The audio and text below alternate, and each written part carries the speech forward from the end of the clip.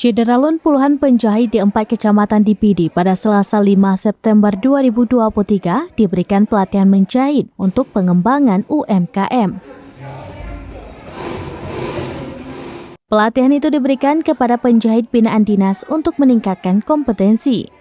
Penjahit yang direkrut itu berasal dari Kecamatan Gelumpang Baru, Gelumpang 3, Kembang Tanjung, dan Mutiara Timur.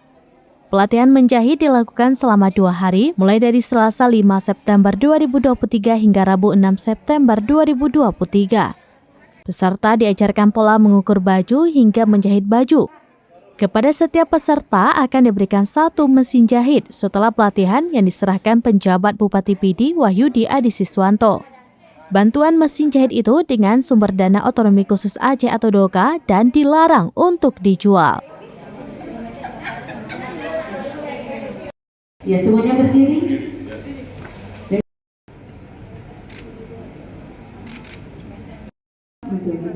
Dari Pidi, Muhammad Nazar, serambinews.com.